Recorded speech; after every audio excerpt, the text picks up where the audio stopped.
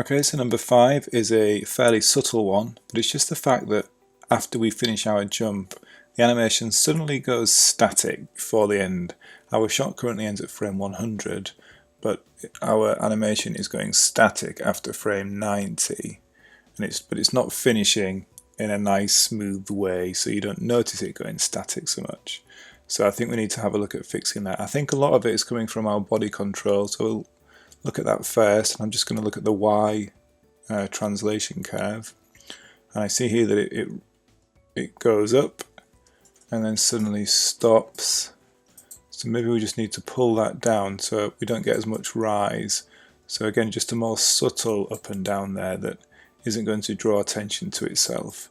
I don't want to go below the lowest part of our curve because I still want to keep a bit of that down action.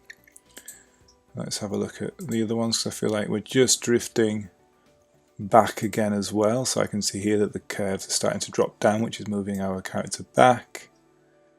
So let's just have a look at some of these, and I'm just going to raise it up slightly so it doesn't travel back quite so far, like so. Again, these are very subtle things, but they're going to make a big difference. Just check through there again. I think actually maybe we select all the controls and just make sure that all our final frame is on flat tangent so that Maya helps us and smooths out for us. Let's watch it again. Still not loving it. Maybe we need to key at the end actually. Let's key at the end and change frame 90 back to spline, and that'll just give us a slight bit of residual motion as it then, we've got two frames the same basically at 90 and 100. I'm just letting Maya have those curves have a slight bit of difference in them, so they're not flat, and it's just going to give us a little bit of motion for free. So I think that's looking better. Let's just have a look at one of the curves here so we can see what's happening. So our translation is all flat. I think all the translations are all flat. Let's have a look at the rotations. Here we go. So you can see that now we do have a bit of change. They're not so flat there, so it's just giving us a slight bit of motion for free essentially just by adding the same key 10 frames later, and it just means that then it doesn't suddenly stop. It just has a little bit of residual motion in there. So I wasn't entirely truthful when I was saying you don't get anything for free in animation. Sometimes you can if you know the tricks. So next thing to look at is the arm that swings back, and it's just drifting over at the end, isn't it? Feeling slightly unnatural. So let's work on that. So we'll do a similar thing. I'm just grabbing the Translate X curve here just to stop that drift over to screen left from the top view. And I think it could also do with just moving down or towards the body a bit just to reduce some of that overextension and keep a little bit of bend in the arm. So I've just adjusted the Translate Z curve to do that. And now let's just fix up the wrist a little bit because it's just got some slightly odd or wonky rotations on there that it's just be nice if it follows the shape of that forearm as we've done elsewhere. So I'm just playing with that rotate Y curve just to make sure it is consistent and isn't wavering around and feeling a bit too loose. Okay, let's have a look. That arm still bangs in the air, doesn't it? And let's fix that. So it just feels like it suddenly hits a wall, basically an invisible wall. So we need to fix that up. So I'm looking at the top view now, and actually it feels as though it kind of stops here and then moves over to the left. So the path it takes isn't too smooth at the moment, and we've got some wrists that feels, again, just a little bit not an appealing angle on that wrist. So I want to fix that up so it stays strong.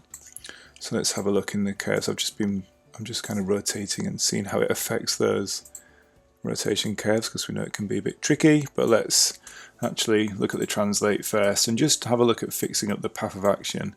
If I just look at the cuff on the wrist, it's a good place to track where where that motion is heading. So I'm just aiming for a smoother, more arced action. So I'm just going through frame by frame and just eyeballing it, so looking at where it's been, looking at where it's going, and just making sure that that timing is smooth and that the path is as arced as it can be. I'm also just trying to cushion the arm here as it gets to its extension over to screen left from above here. It was feeling a bit again like it was hitting hard invisible walls, so I'm just trying to have a really soft cushion so it just slowly gradually moves over to the left, always moving, and then before it comes back, rather than going over to the left and coming back over to the right over one frame. So just trying to make that feel softer and more natural. So it'll take a little bit of time. Things like this are always quite time consuming as you go backwards and forwards, and just look out and iron out the little kinks in the motion. So that's what I'm doing now, but that feels like it's got a bit more of a cushion on it. Let's take a little look from the side. It's getting better. It still feels like it's hitting something of a ceiling, so maybe it's worth looking at the translate Y, just checking out the curves in greater detail. So there we go, maybe it gets a bit flat at the top, so I'm just going to try and just smooth it off just by playing with the tangents and adjusting slightly the rate at which it gets high and low, and just giving that more of a curve. So that seems to have softened it somewhat, although there's still something a bit sticky there, like it's hitting a high point and it drops and holds. I guess that's what these curves actually show me. Let's have a look at this. So it felt like the travel of it moving up wasn't quite smooth again. It was hitting a height and then suddenly going higher. And I think that was down to these keys here that I put into, to round that curve off. But maybe I just went a little bit too far.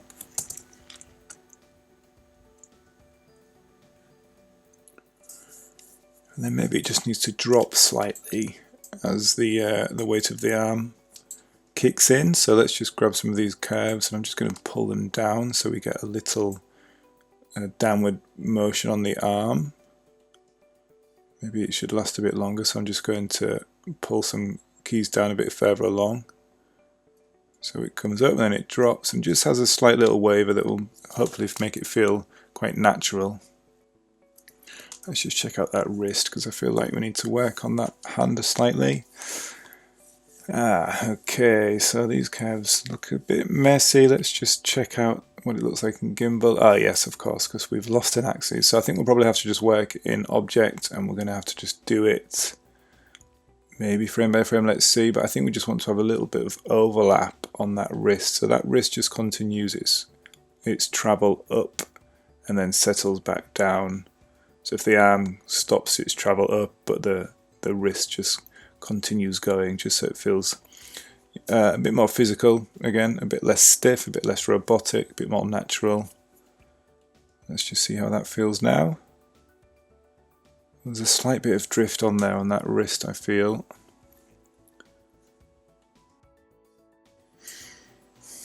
So it's just relaxing a bit too much, I think, and dropping down. The knuckles drop down from the wrist. So let's have a look in here, because I think it would be nice if it just stayed slightly higher, made his arm feel stronger, like he's got his clenched fist and he's really holding it up there, rather than it just feeling floppy. So let's have a look what's going on here.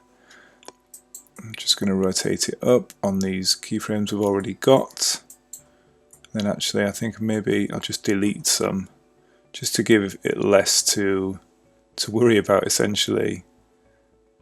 And then we'll just keep it up towards the end. Let's go right to the end of the shot and do a similar thing, just to maintain that position.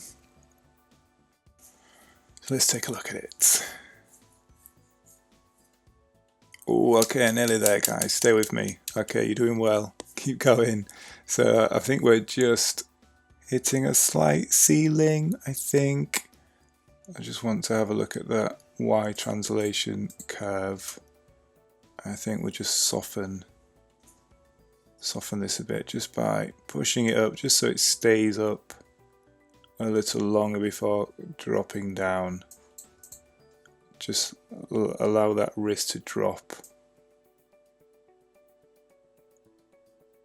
Okay, I think that softened it just enough for it to feel like a nice strong arm that whips back. It's got the feeling that we've got in the reference, I think. Let's check from other angles. From above.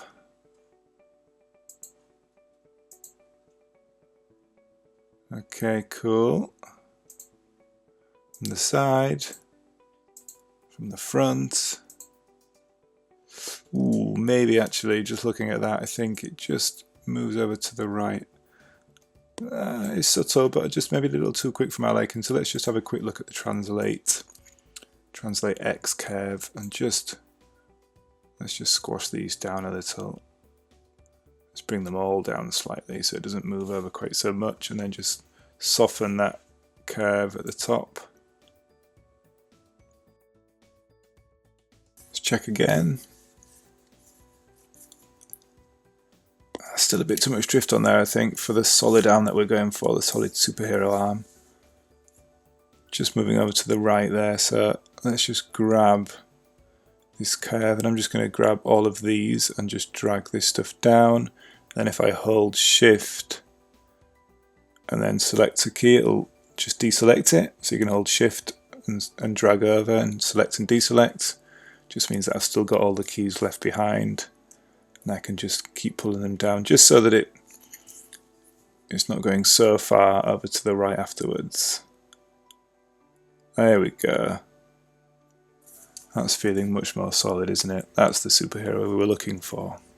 Cool. Okay, so if you made it this far, very well done. That was a long one.